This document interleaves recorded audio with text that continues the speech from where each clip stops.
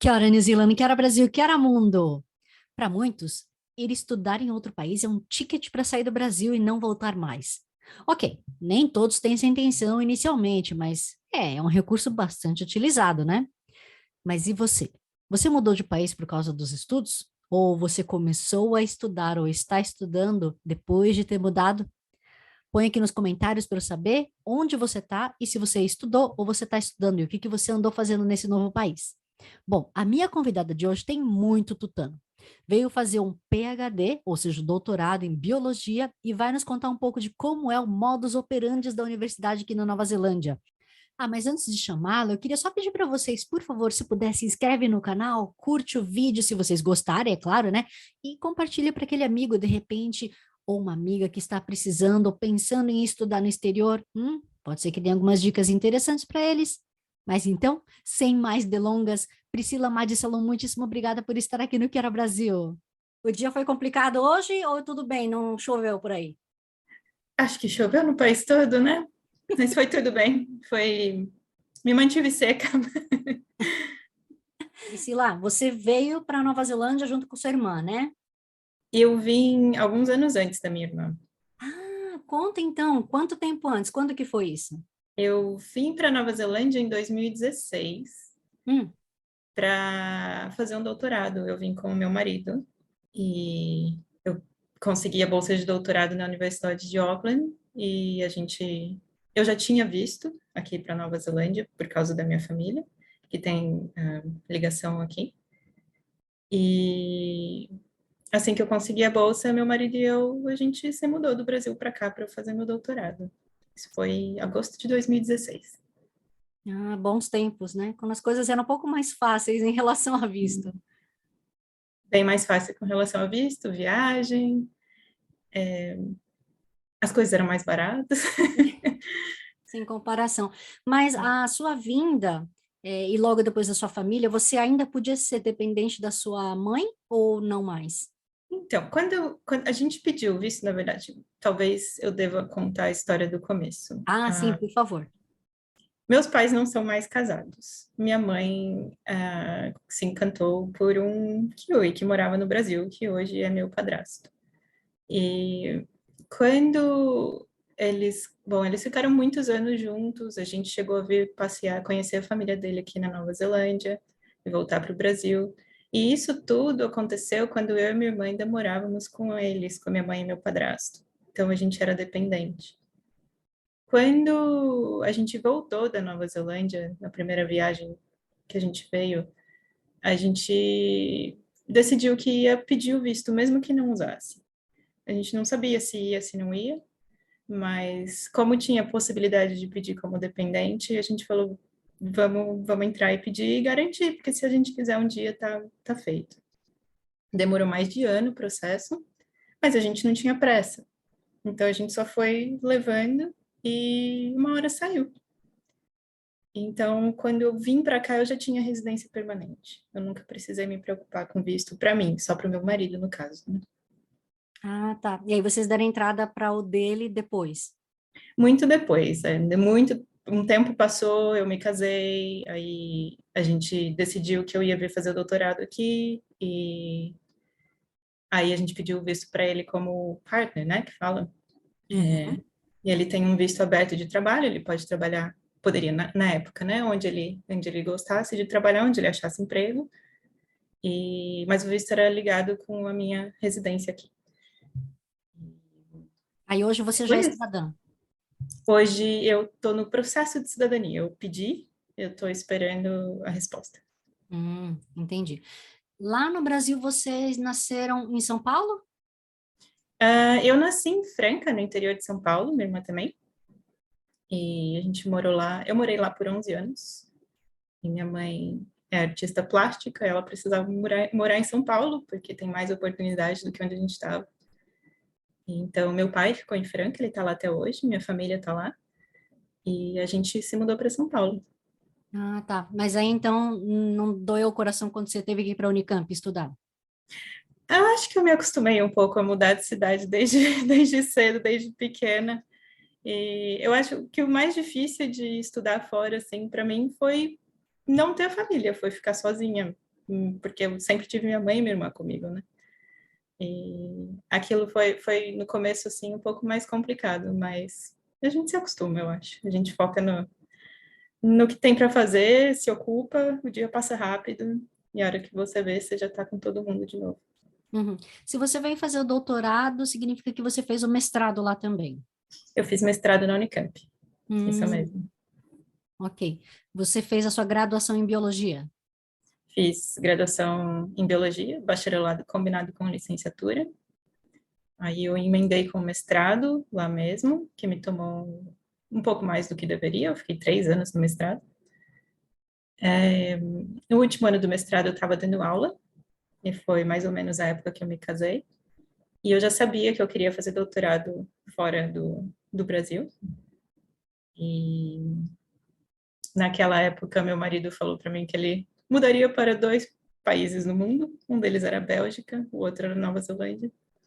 Então, como eu já tinha visto para cá, a gente veio para cá.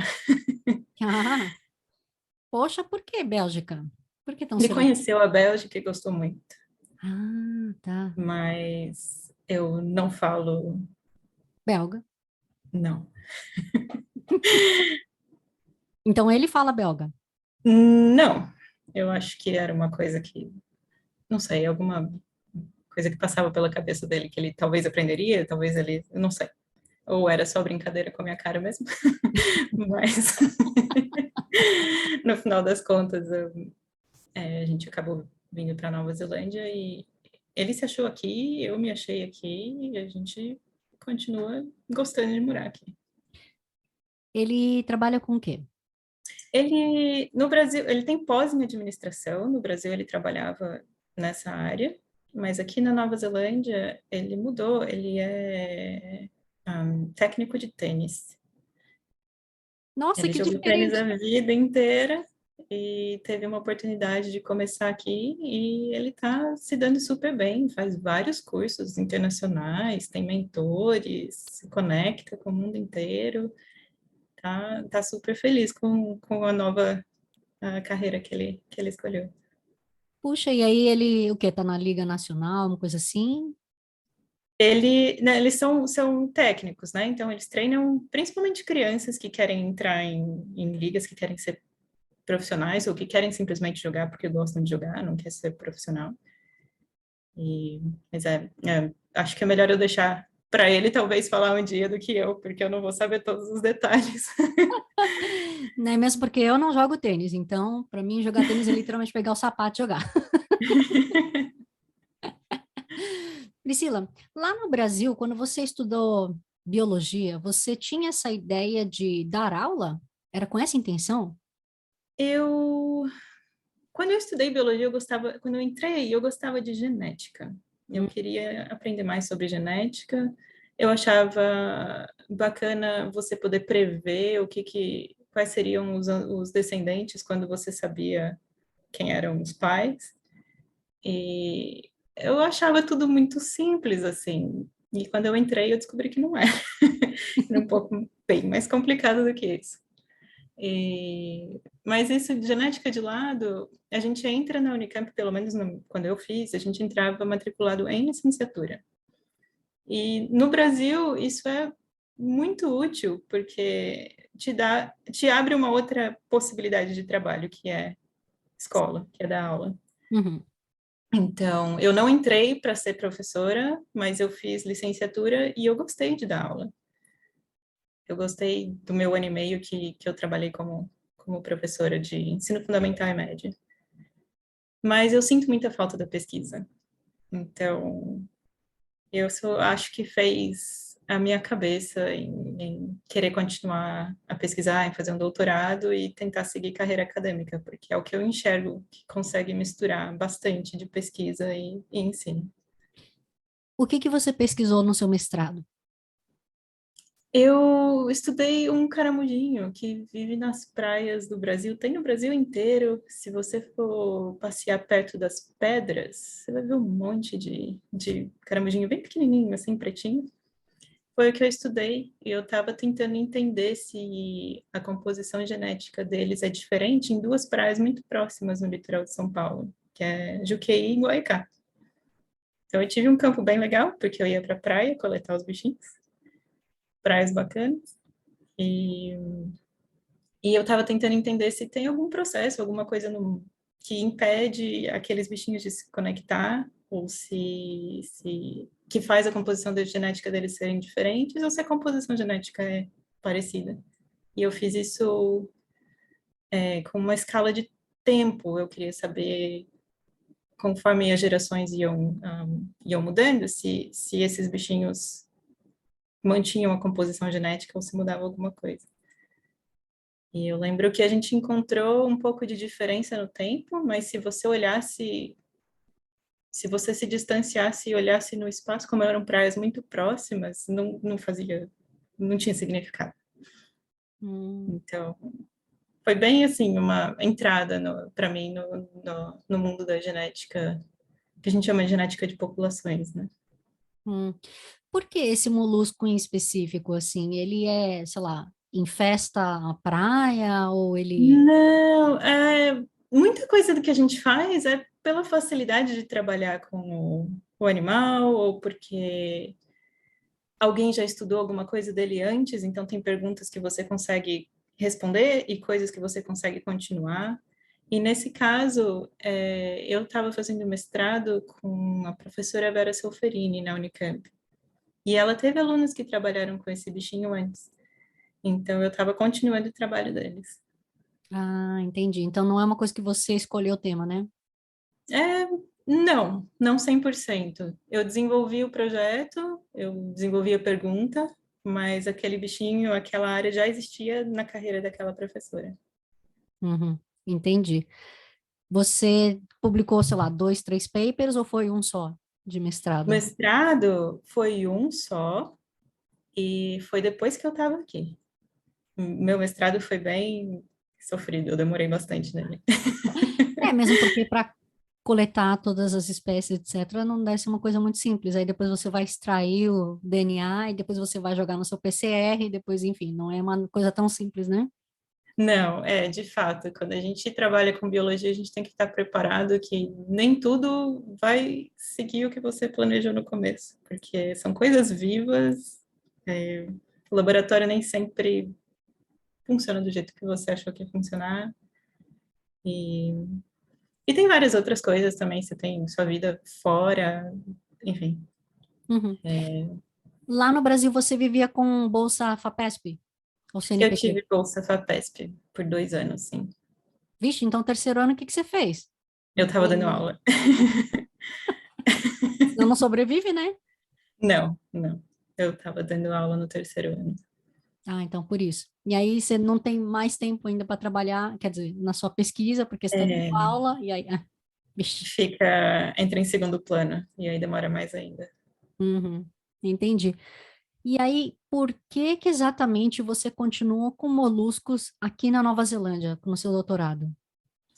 Meu doutorado foi uma coisa interessante. Eu sempre procurei pesquisa mais pelas perguntas e pela grande área de genética, e entender a composição genética e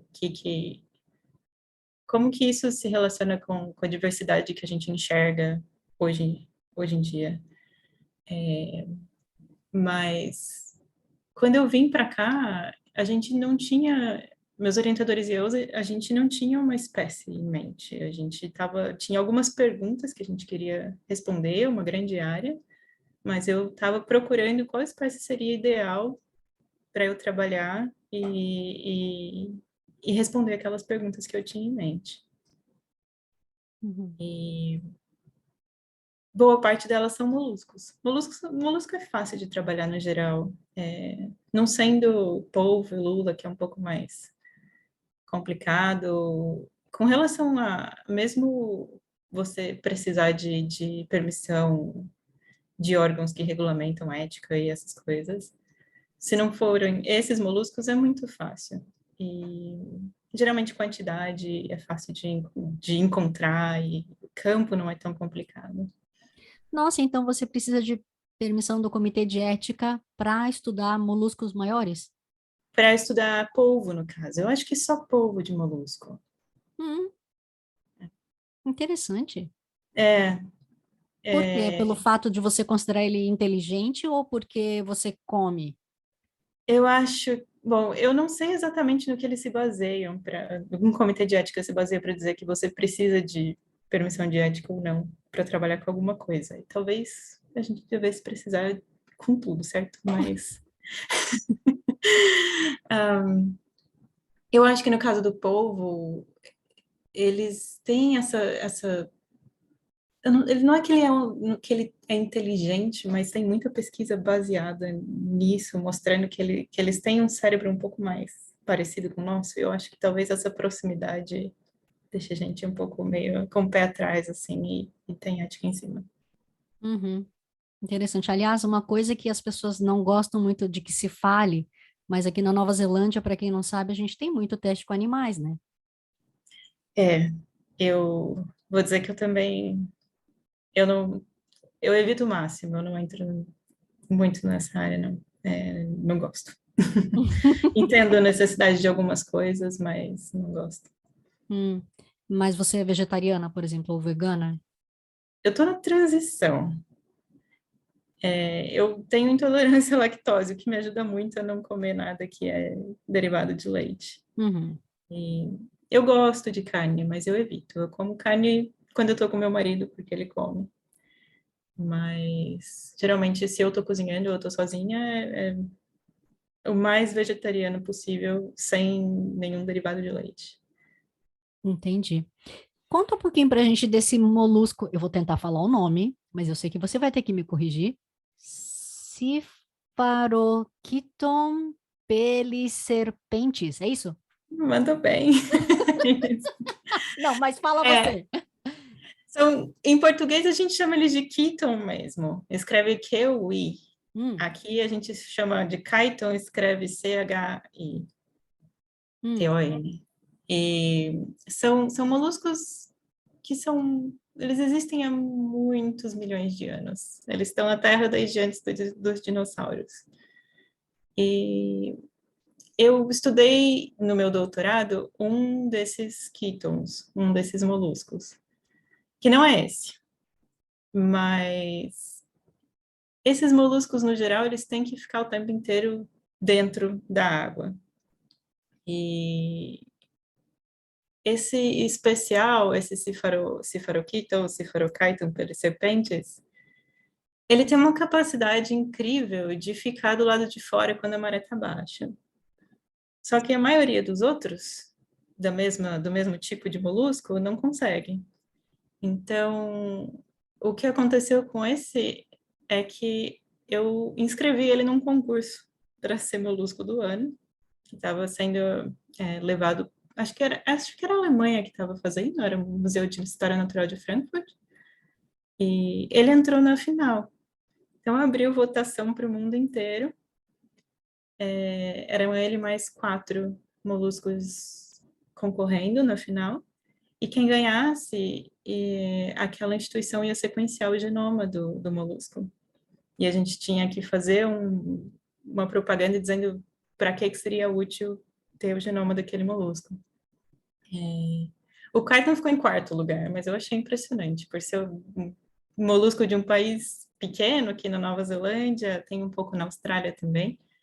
E por ter sido minha primeira vez colocando alguma coisa na mídia, assim, e abrindo para o público geral, eu achei bem bacana.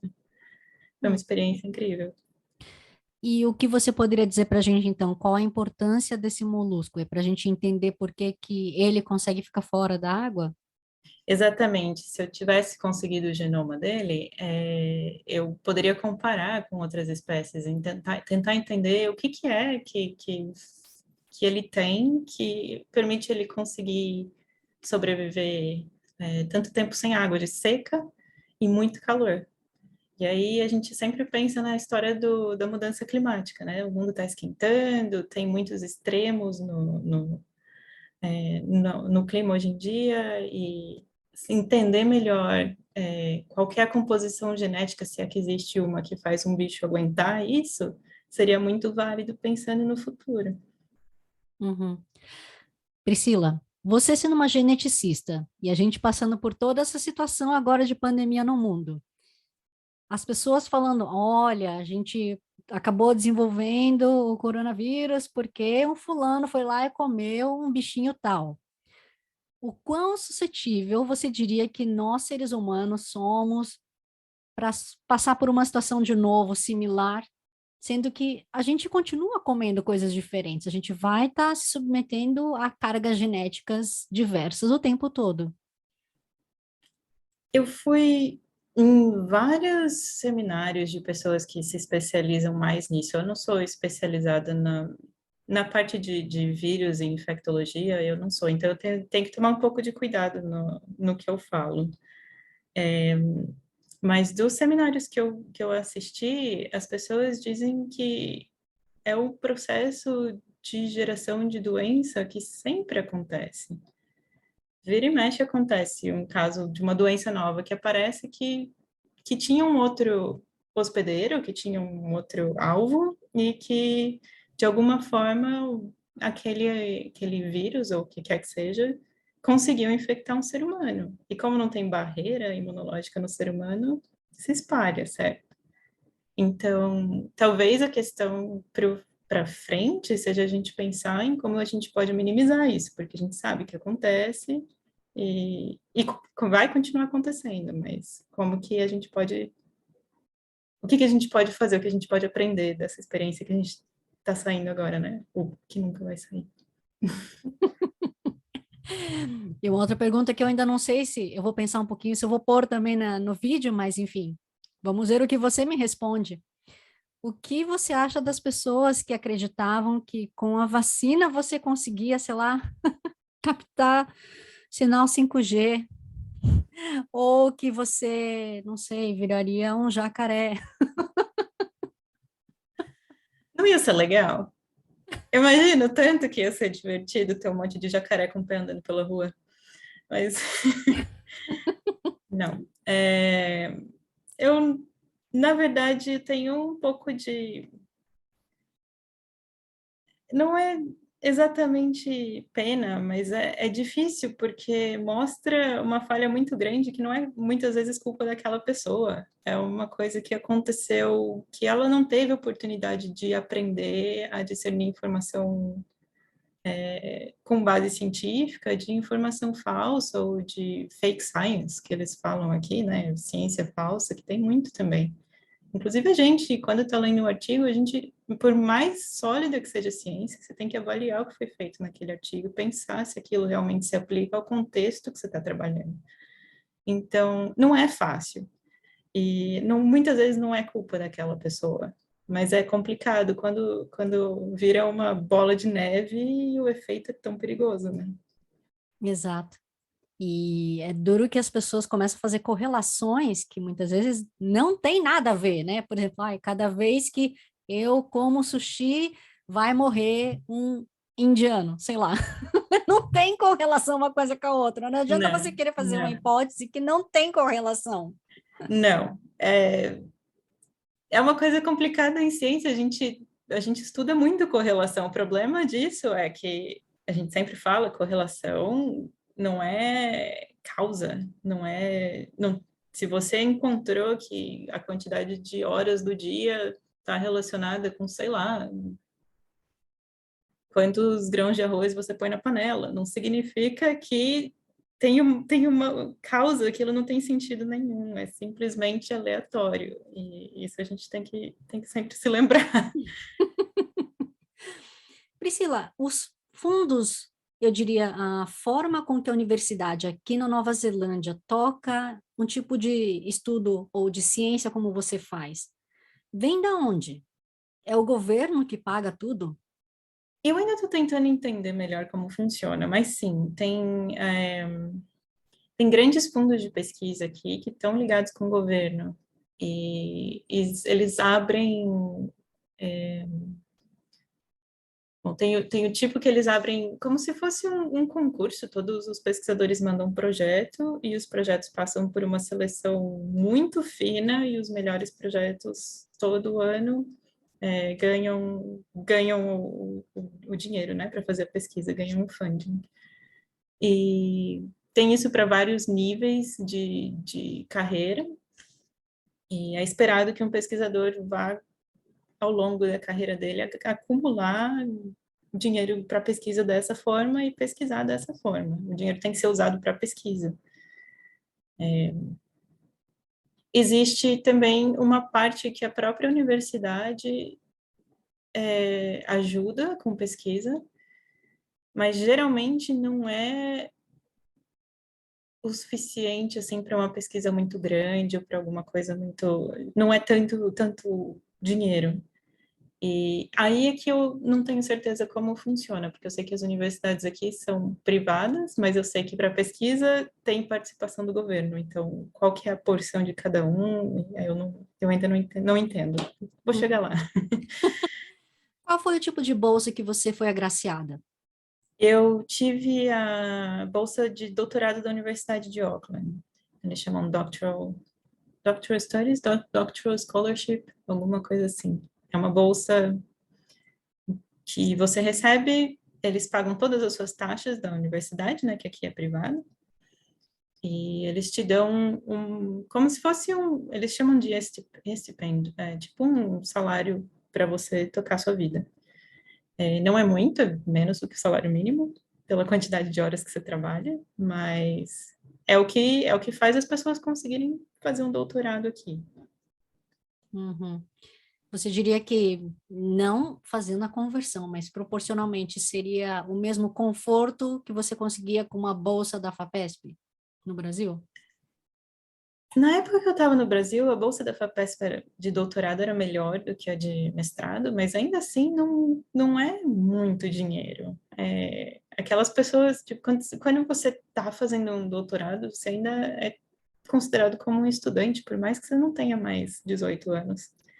E não é fácil, assim, é uma vida, para a maioria das pessoas, é uma vida contadinha, mas elas fazem isso porque é o sonho, porque elas querem aprender, querem terminar o doutorado, querem fazer aquela pesquisa. Então, eu não sei dizer, comparando diretamente, se aqui é melhor ou pior do que lá, e depende muito de onde você está também, né? Do custo de vida e tal. Aqui, hoje eu estou em Dunedin, o custo aqui é mais barato do que Auckland, então depende. Hum. Nossa, eu estava achando que você estava em Auckland. Tá louco. Priscila, quando você é uma bióloga, pelo menos eu tenho alguns colegas que me contam assim que para coletar os bichinhos, vocês passam por poucas e boas, né? Você coletou por que praia? Você estava na Ilha Norte ou era Ilha Sul? Onde que era? O meu doutorado aqui na Nova Zelândia, eu coletei Ilha Norte e Ilha Sul. É, Eu estava fazendo basicamente a mesma coisa no mestrado, tentando entender a composição genética dos bichinhos, isso era diferente, em praias diferentes, mas eu estava numa escala espacial muito maior. Então, eu tive que viajar pela Nova Zelândia, o que foi maravilhoso. E... Mas, ao mesmo tempo, é trabalho, é coleta. Então, chuva ou sol, se não for alguma coisa que seja perigosa de fazer, você está lá fazendo. Então, sim, tive dias maravilhosos, por exemplo, quando eu coletei em Brussels, tava calor, tava lindo o dia, e tive dias, igual aqui em Dunedin mesmo, a praia, a água tava 10 graus, tava muito frio, e a gente tava lá coletando. Mas você usa aquelas roupas assim de borracha que vem até aqui em cima? Ou Depende. Eu, no meu doutorado, não usei. Eu usava um sapatinho de água mesmo, normal, desses de praia, só para eu conseguir andar nas pedras um pouco mais fácil, porque o que eu coletava fica embaixo das pedras, então eu andava pelo costão e ia virando as pedras. Agora, para o que eu tenho feito para o meu último campo, que foi aqui, eu usei. Eu estava num lugar que tinha muita lama e eu estava coletando bichinho na lama. Então, eu falei, já que tem aqui na universidade, eu vou emprestar e vou salvar minha roupa dessa vez. eu não lembro onde que eu vi, tinha alguma cidade falando que precisava de voluntários para recolher, não sei se era uma alga ou uma planta que estava infestando uma praia. Não Eu sei se não, eu não sei se eu vi, eles sempre pedem, eles fazem muito aqui na Nova Zelândia, eles têm bastante cuidado com espécie que não é nativa, né? Então, vira e mexe, eles pedem ajuda para as pessoas para ir tirar desde erva daninha na floresta, até coisa no mar mesmo. Às vezes tem coisa que precisa ser mergulhador, eles sempre tomam bastante cuidado, assim, eles têm bastante receio de acabar perdendo o que eles têm nativo aqui, porque não o animal, a planta não conseguiu ganhar competição contra uma espécie invasora, né? Uhum. Você mergulhou também, então? Aqui não. Não, faz muito tempo que eu não mergulho. Eu mergulho só por recreação mesmo, ainda não precisei mergulhar para o meu trabalho. Não. Mas com cilindro e tudo? Ah, eu adoro, Dizem que é mas viciante, né? é, quanto mais você faz, mais você gosta. Aí você fica um tempo sem, você começa a ficar meio enferrujado de novo. Mas aí você fez o curso aqui de mergulho? Eu fiz lá no Brasil, na verdade. Quando eu fazia Unicamp, quando eu estava estudando graduação, eu fiz um estágio com tartaruga marinha. E era com um pessoal bacana que trabalhava no Uruguai e em Santa Catarina. Eles estão lá ainda. O projeto cresceu bastante. E naquela época eu não sabia mergulhar, mas a gente passava o dia inteiro no mar. E depois disso eu falei, não, agora eu quero aprender a mergulhar e passar o dia embaixo embaixo da água, não em cima. E eu fiz um curso, mas eu só usei para recreação mesmo. Eu nunca usei para mergulho científico nem nada, porque precisa de muito mais habilidade do que eu tenho para mergulhar. Hum. Aliás, desculpa, voltando um pouquinho no assunto de dinheiro, né? Eu tenho uma amiga, por exemplo, que fez doutorado e ela falou que ela tinha direito a fazer uma viagem, participar de um congresso. Como é que fica no seu caso? Porque você tinha Aqui que rodar a Nova Zelândia, certo? bom, pela Universidade de Auckland, quando eu fiz o doutorado, eu tinha minha bolsa e todo ano vinha um dinheiro extra que era para você usar para seu projeto ou para conferência ou para campo que caía dentro da universidade, não caía na sua conta. Então, é como se fosse uma conta da universidade para pagar alguma coisa do seu projeto. E o meu projeto, os meus orientadores foram maravilhosos e eles tinham um pouco de dinheiro que eles usavam no meu projeto. Então, eu tive a chance de usar todo esse dinheiro que a universidade me dava para curso, saída de campo e conferência. Então, eu consegui ir para conferência internacional, para curso internacional, cursos aqui na Nova Zelândia, sem ter que usar o meu dinheiro. Claro que às vezes é um valor um pouco mais alto. O que acontece muito é conferência internacional oferecer bolsa de viagem para estudante.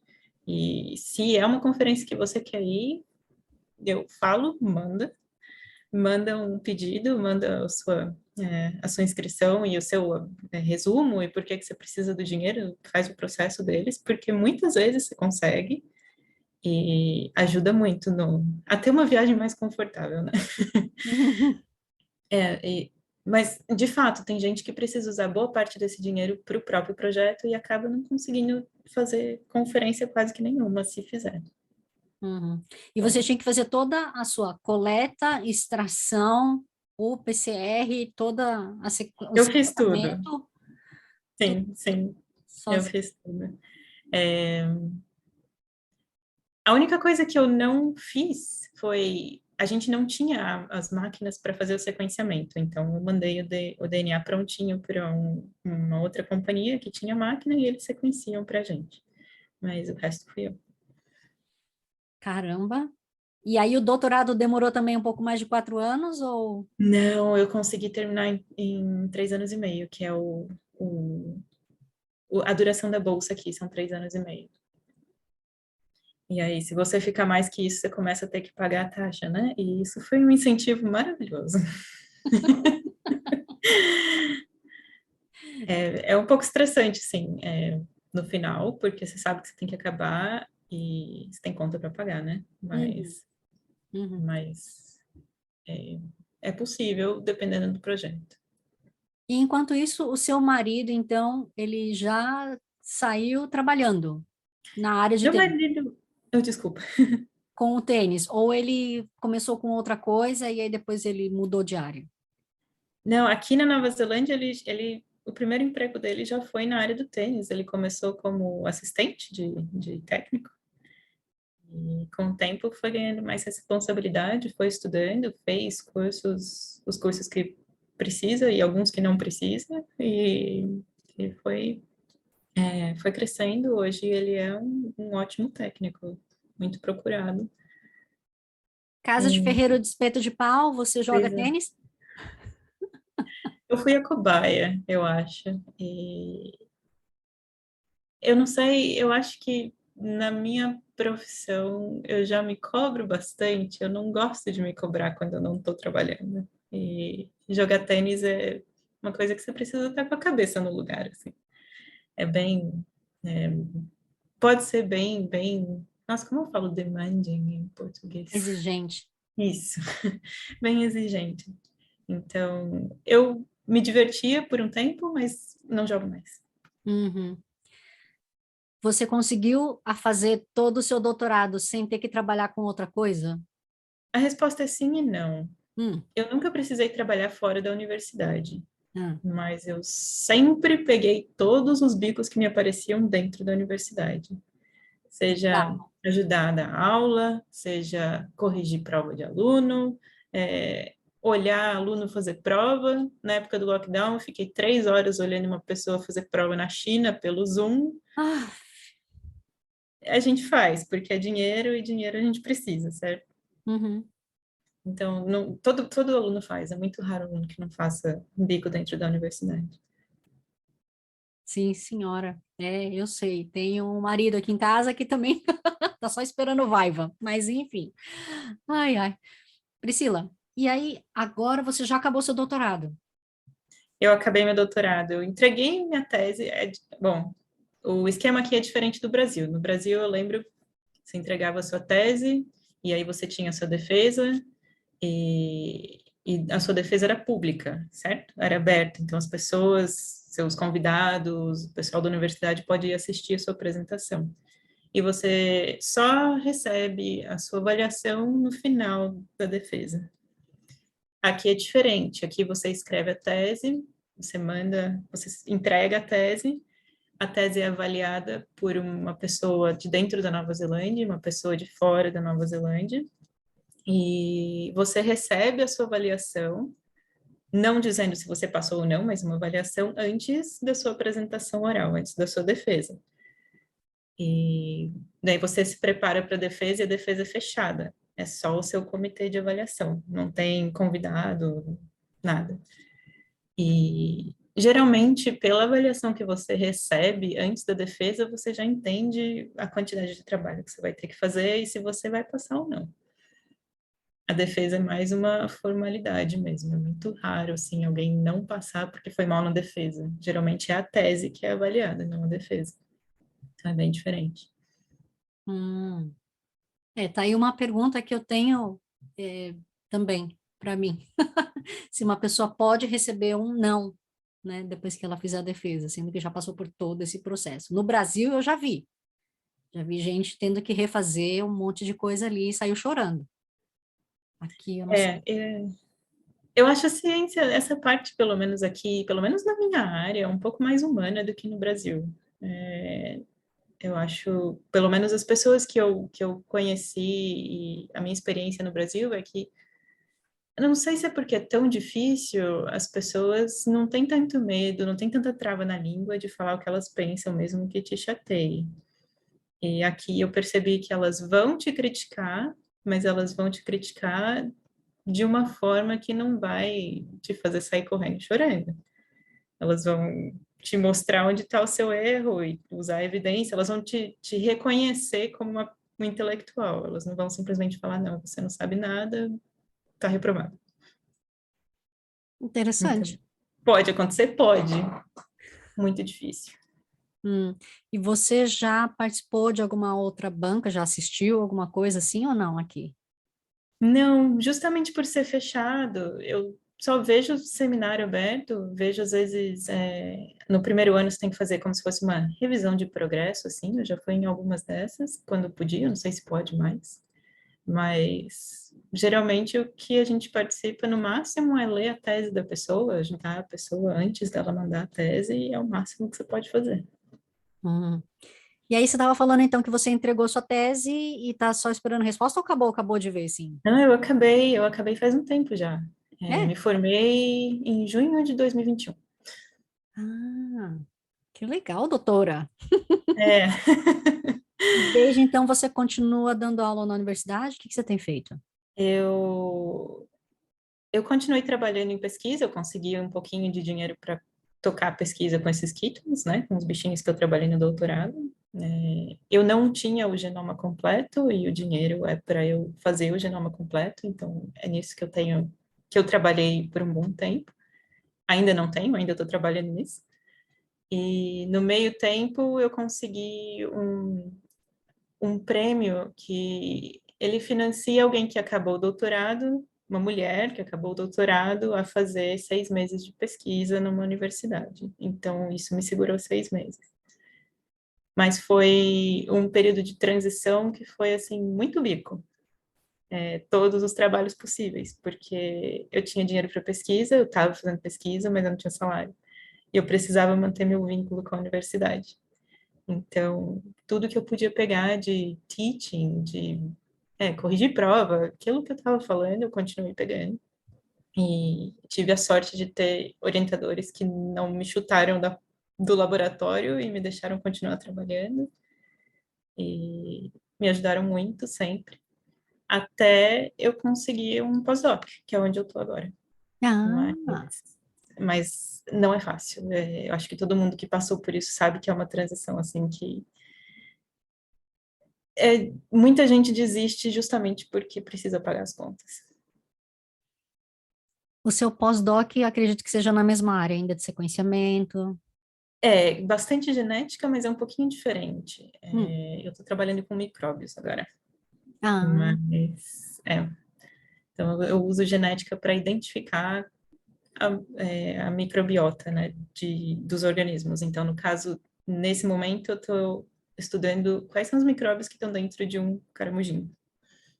Ainda é muita coisa nova, mas a ideia é estudar os micróbios dentro de um caramujinho, os micróbios dentro de um parasita desse caramujinho e tentar entender de onde que o parasita pega os micróbios, se ele pega do caramujo, se ele traz dele mesmo, e o quão importantes são esses micróbios para a infecção causada pelo parasita, para a evolução do parasita.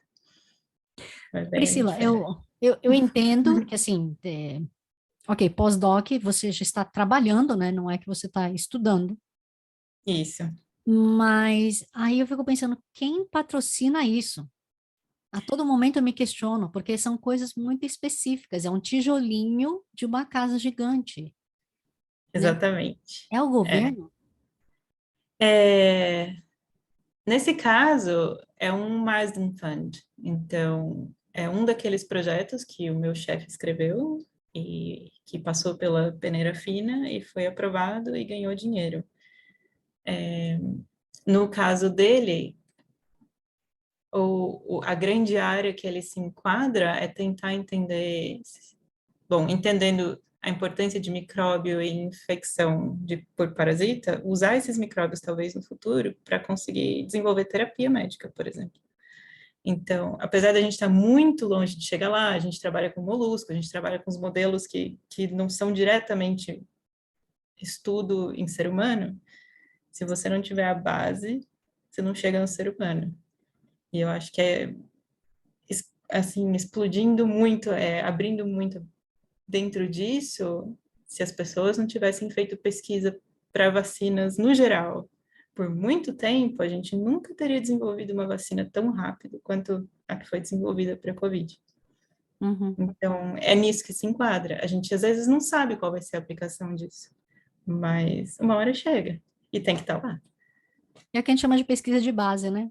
Exatamente, Uhum. exatamente. E sim, assim, o Marsden, eu acho que é um órgão do governo. Eu nunca me perguntei isso. Eu acho que sim. Hum.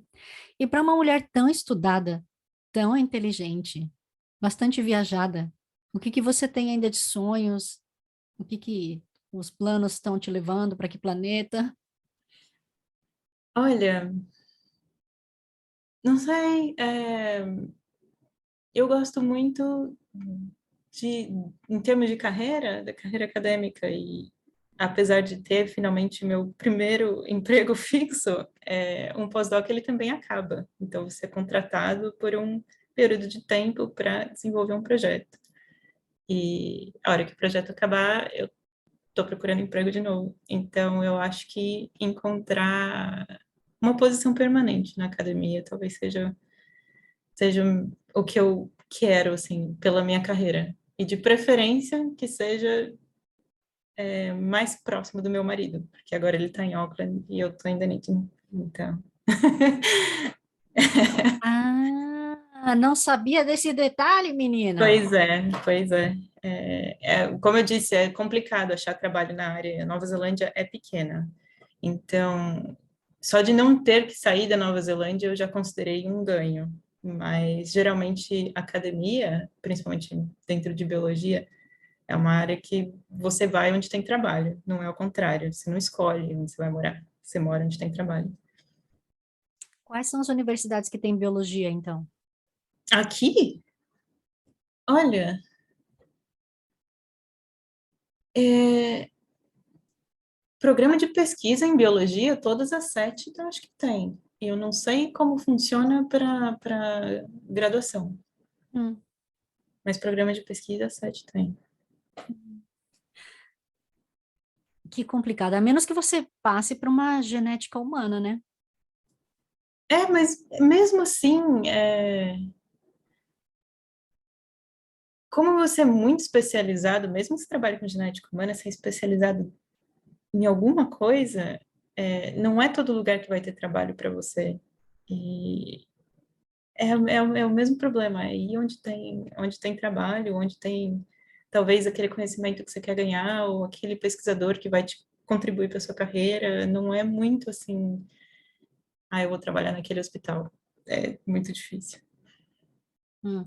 Mas se você pudesse escolher, você continuaria com moluscos? Ou você tentaria outro tipo? Ok, entendi que você está com micróbios agora, mas assim, dentro de molusco, né? O desenvolvimento do projeto vai envolver insetos, então eu não faço assim questão de qual organismo eu trabalho, eu sou mais motivada pelas perguntas que eu tento responder do que por trabalhar em molusco em si, mas eu vou dizer que quando a gente faz doutorado, muitas vezes a gente se apaixona e pega aquela espécie como se fosse um pet nosso. Então, eu gosto muito de chitons, Keaton, em português e inglês, não sei, minha cabeça entra em nó. É, mas eu gostaria muito de continuar levando projetos com moluscos, mas eu não acho que isso vai ser a única coisa que eu vou fazer na minha carreira, se eu continuar, se eu conseguir uma posição na academia permanente. Hum. Aliás, você comeria escargot? Eu não sei.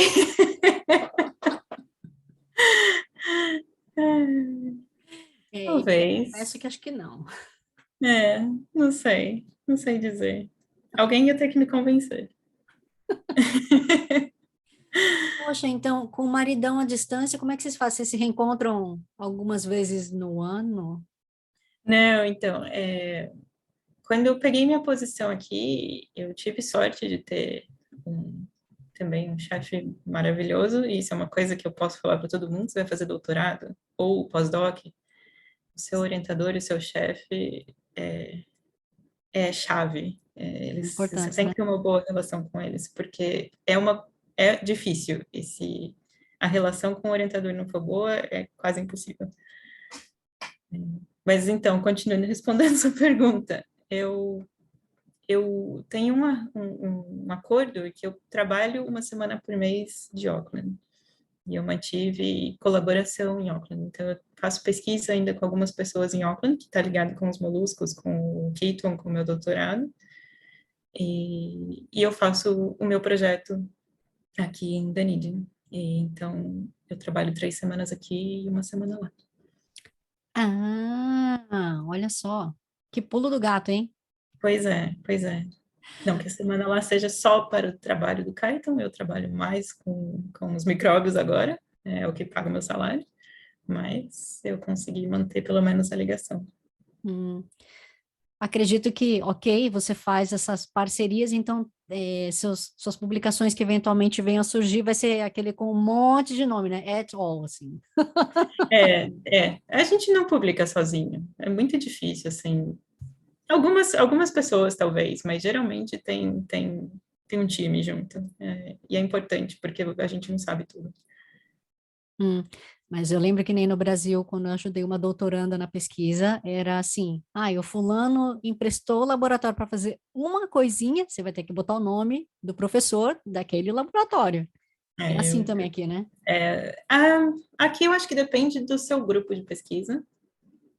E existe algumas pesquisas, algumas revistas científicas, elas têm exatamente o que elas acham que deve ser considerado para você decidir se você vai pôr um autor ou não. Mas no final, eu acho que vem de cada grupo e dos acordos que você faz ao longo do seu projeto, porque não é porque a revista falou para você, isso não é suficiente para ser autor, que você vai dizer para uma pessoa que você não vai colocá-la como autor se essa é a condição para ela te ajudar. Então, é uma área bem complicada, assim, e às vezes, se você não conversar no começo, conversar depois é mais complicado ainda. Meu Deus. Então, e aí, ok, da sua carreira, você quer encontrar, né, uma forma mais longínqua, né, para continuar estável e também mais próxima do marido. E na vida pessoal, o que que você vê assim de próximos passos? Próximos passos na vida pessoal? Não sei. Pensar nela, talvez. Ficar perto da família, com certeza, e aproveitar mais cada dia. Eu acho que, principalmente depois do Covid, eu enxerguei que não dá para esperar para sempre para fazer as coisas. Não sei, assim, não consigo planejar muito a minha vida pessoal. Acho que eu estou mais focada agora em carreira. E talvez quando eu consiga uma estabilidade, eu consiga pensar melhor. Talvez até em formar família, não sei. Uma família. Você já tem uma família, né? Ou seja, Bom, ter filhos. digo, filhos. Entendi. Não, mas você é novinha, né? Não precisa ter filho agora com 18. É, relógio está batendo. É difícil. Na carreira acadêmica, a gente vê que não muita mulher acaba não tendo filho, porque está focada na carreira. Mas eu acho que está mudando. E tenho ótimos exemplos de pessoas em volta de mim que têm carreira acadêmica e têm filhos. Então, eu acho que talvez hoje seja mais uma decisão pessoal do que do meio. Assim. Uhum. Mas o seu marido sabe disso, né? Que você, quem sabe, um dia quer ter filho. E tem muita gente que quer, mas o marido não está de acordo. Não, os dois estão na mesma mentalidade nesse momento, assim, ele na carreira dele e eu na minha. E é a única coisa que fez a gente morar em cidade diferente porque não é o sonho ficar longe do marido. Uhum, entendi. E, por favor, Priscila, acho que eu já te dei um pouquinho de tempo para pensar, né? Vou fazer aquela pergunta mágica, então. Por favor, escolhe uma música brasileira, dedica para alguém. É, eu acho que o nome da música é Infância, Hum, dos Tribalistas. velha infância. Velha Infância. Isso. Faz muito tempo que eu não ouço e minha avó gosta muito dessa música. Como chama a vovó? Dona Neide. Está lá em Franca? Tá em Franca. Entendi. Então, a música vai para vovó. Vai pra vovó. Ok, perfeito. Ai, manda, por favor, um abraço para Mari, né, sua irmã. Vou mandar um abraço para ela, assim. Pode deixar. E, bom, Priscila, eu acredito que você não precise, né? Mas só para reforçar que eu entendo que você é uma mulher brilhante, fantástica, cientista, né? Tem muita muita experiência, muito conhecimento para compartilhar ainda para o mundo. Então, por favor, que você continue tendo muita saúde e que a sua carreira seja muito, muito iluminada. Muito obrigada pelas suas palavras, pela introdução também. Fiquei muito feliz de poder participar. Então, muitíssimo obrigada, Priscila. E vocês, meus queridos ouvintes, espectadores, espero que vocês tenham gostado. Se vocês quiserem, de repente, ler algum paper da Priscila, se tem mais interesse até de saber um pouquinho mais sobre doutorado, recomendo ir atrás dela nas mídias sociais. Facebook, Priscila? Tem Facebook, tem site, tem meu e-mail, tem Twitter. Bom, gente, então quem quiser pode entrar no site da Priscila, né? Ela eventualmente pode te ajudar, não sei, quem sabe trocar algumas figurinhas, né? O conhecimento que ela teve de fazer um doutorado aqui na Nova Zelândia. Eu sei que tem muita gente vindo agora com as fronteiras que estão se abrindo, e tem muita gente que pergunta, como é que é fazer o doutorado na Nova Zelândia, né? E principalmente porque, para quem não tem residência, é um dos únicos que se sobrou, né, de estudo, que você pode trazer a sua família como dependente, aí seu partner pode trabalhar enquanto você está estudando, que é uma coisa muito importante, né? Inclusive a Com sua certeza. família, seus filhos dependentes podem estudar em escola pública. Então, eu acho que é uma oportunidade muito legal que o país dá, né? Mas como eu estava falando, então, meus queridos ouvintes, espectadores, se vocês tiverem alguma dúvida, sugestão, alguma experiência de vida que vocês também querem compartilhar, entre em contato comigo, que era Brasil, Brasil com Z, seja pelo Facebook ou pelo Instagram, que eu vou ter o maior prazer em dar a voz à comunidade brasileira e à gringa, onde quer que ela esteja no mundo. E como sempre, eu não posso deixar de agradecer Free FM, Vox Brasil e todas as rádios afiliadas que estão retransmitindo o Que Era Brasil, assim como Kevin MacLeod pela trilha sonora de Que Era Brasil, Bossa Antiga. E a todos vocês, meus queridos ouvintes e espectadores, um grande abraço, Kia Kaha e Kakiteano!